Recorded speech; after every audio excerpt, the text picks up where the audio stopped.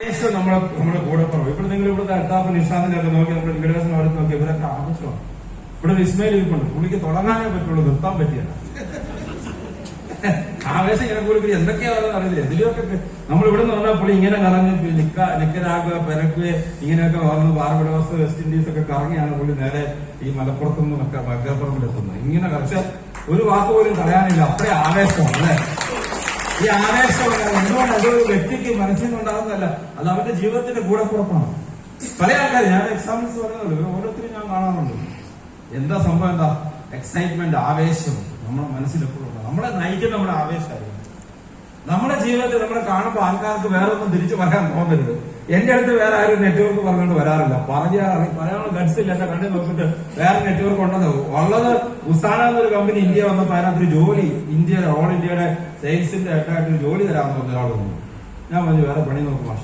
ഇപ്പൊ കിടത്തിലേക്ക് ഉണ്ടാകാം. ഞാൻ പറഞ്ഞു ഇങ്ങനെയല്ലാതെ ഒരു നെറ്റ്വർക്കിന്റെ പ്ലാൻ കാണിക്കാൻ എന്റെ അടുത്ത് വരികയില്ല, വരാനുള്ള ധൈര്യമില്ല. കാരണം ഞാൻ അതേ ലെവലിൽ തിളച്ചു നിൽക്കുമല്ലോ. എനിക്ക് വന്നാൽ നമ്മൾ അവനെ കൂടെ പിടിച്ചിങ്ങോട്ട് പോകും. പേടിച്ചു വരികയില്ല. ആ ലെവലിൽ നമ്മൾ ആ ലെവലിൽ നിൽക്കണം. നിങ്ങൾ ലോകത്തോളം എല്ലാം കേൾക്കാൻ പോയാൽ നിങ്ങൾ ജീവിതത്തിൽ എങ്ങും എത്തിയില്ല. ഒരെണ്ണം കേട്ടു മതി, ഇത് ഞാൻ ചെയ്യുകയാണ്. വേറെ ഒന്നും കേൾക്കാൻ പോലും നമ്മൾ തയ്യാറില്ല. കേൾക്കുക, ചെയ്യാൻ പറ്റും. എന്റയർ എനർജി ഒരു സാധനത്തിൽ ചാനലൈസ് ചെയ്യാം. നിങ്ങൾ ഇത് എൻജോയ് ചെയ്യണം. ഞാൻ ഓരോ മൊമെന്റ് എൻജോയ് ചെയ്യാറുണ്ട്. ഇതിനകത്ത് സംസാരിക്കുന്ന സമയത്താണെങ്കിലും നമ്മൾ പറയുന്ന സമയത്താണെങ്കിലും ഇതുപോലെ സ്ലൈഡ്സ് ഒക്കെ ക്രിയേറ്റ് ചെയ്യുന്നു. ഒക്കെ തന്നെ നമ്മൾ ഭയങ്കര ആവേശത്തിലാണ്. എന്നാല് നമ്മൾ ഈ ചില സാധനങ്ങൾ ഇപ്പൊ ഞാൻ പറയാം, എന്റെ ചില കാര്യങ്ങൾ എന്റെ പേഴ്സണൽ ലൈഫിലുള്ള കാര്യങ്ങൾ പോലും നമ്മൾ ഇത്രയും കെയർ കൊടുക്കാറില്ല. കാരണം ഞാൻ ജീവിതത്തിൽ പ്രത്യേകിച്ച് ഇങ്ങനെ ഒരുങ്ങാനായിട്ടോ ഒന്നും ഞാൻ ചെയ്യാറില്ല. ആദ്യം ഇതൊന്നും നമുക്കറിയാം, ഇത്ര മുഖം ഇത് എനിക്കുള്ളൂ, ഞാൻ എത്ര ചെയ്താലും ഇങ്ങനെ ഇരിക്കുള്ളൂ.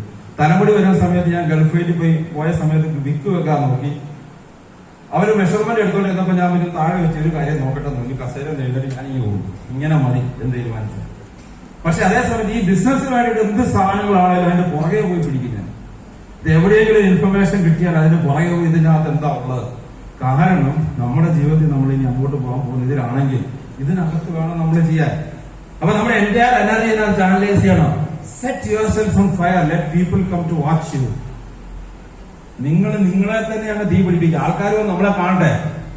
ആൾക്കാർ നമ്മളെ കാണുമ്പോൾ അവർ ആ ആവേശത്തിൽ അവരും അലിഞ്ഞോളും. ഞാൻ പറഞ്ഞു set yourself on fire, let people come and watch you. ഇതാണ് ലോകത്തിലെ ഏറ്റവും വലിയ മോട്ടിവേഷൻ സെന്റൻസ്. ഹനുമാൻ ലങ്കയെ തീ കൊടുത്ത് ഓരോ വീടിന്റെ മുകളിൽ കൊണ്ട് തീയിടുകയല്ല ചെയ്തു. സ്വന്തം മാലിൽ തീ പിടിപ്പിച്ച് ലങ്കയൊന്ന് ഇറങ്ങി വന്നു. അപ്പൊ മൊത്തം ലങ്കയ്ക്ക് തീ പിടിച്ചു. അതുപോലെ സ്വന്തം മാലില്ലാത്ത സ്ഥിതിക്ക് തലയില് തീ പിടിപ്പിക്കുക. ആ തീ പിടിപ്പിച്ച് മൊത്തം ടീമിലൊന്ന് കറങ്ങ്. ടീമിലുള്ളവരൊക്കെ മൊത്തം എക്സൈറ്റഡ് ആണ്. എല്ലാ ദിവസവും കറങ്ങ്.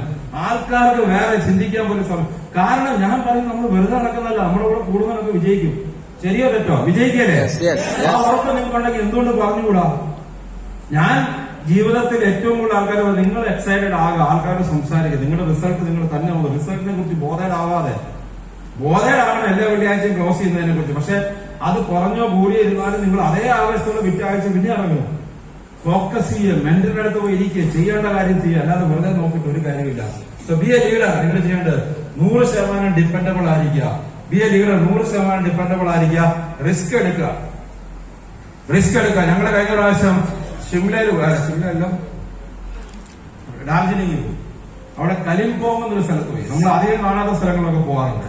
അവിടെ ഗ്ലൈഡറിനകത്ത് പാരാഗ്ലൈഡിംഗ് സംഭവമുണ്ട്. അതായത് ഗ്ലൈഡറിൽ പാരഷൂട്ടിനകത്ത് പറന്ന് നമ്മൾ ഓൾറെഡി അത് സ്ഥലം 3000-4000 അടി മുകളിലാണ്. ഈ 4000 അടി മുകളിൽ നിന്ന് പിന്നെ 500 അടി മുകളിലോട്ട് പോകും. ഒരു 10000 അടി മുകളിലോട്ട് എത്തുന്നത്.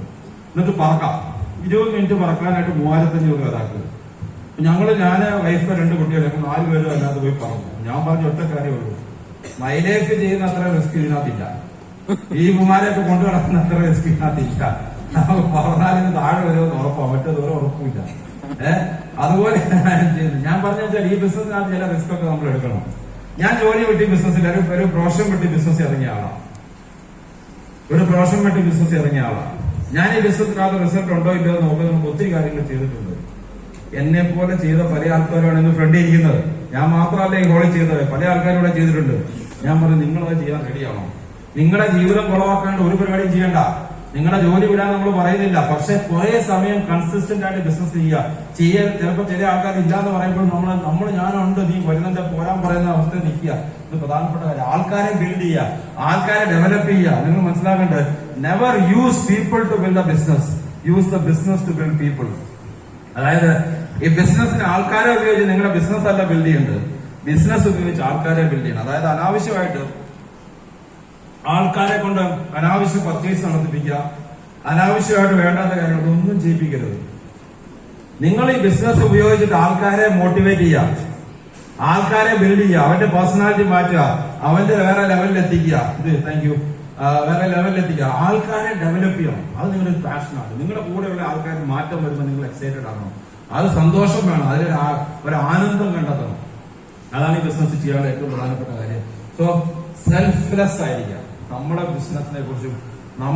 നമ്മളെ മാത്രം സെൽഫിഷ് ആയിട്ടുള്ള ആക്ടിവിറ്റീസിൽ ചെയ്താൽ നമ്മളെ ദൈവം വേണ്ട രീതിയിൽ ചിലപ്പോൾ സപ്പോർട്ട് ചെയ്തിരുന്നതാണ്. സെൽഫ്ലെസ് ആണെങ്കിൽ പലരും ചെയ്യാൻ പറ്റും. ടീം ആയിരിക്കണം ഏറ്റവും മുൻഗണന കൊടുക്കുന്നത്, ടീം ഫസ്റ്റ്. ഇത്തരം കാര്യങ്ങൾ ചെയ്യും. ഇനി ഒരു പോയിന്റ്, ബിൽഡിംഗ് ഡെപ്ത്. 2 ഓർഗനൈസേഷൻ വേണം നിങ്ങൾ ഇതിനകത്ത് വിജയിക്കണമെങ്കിൽ. ഞാനിവിടെ പറഞ്ഞു വന്നത്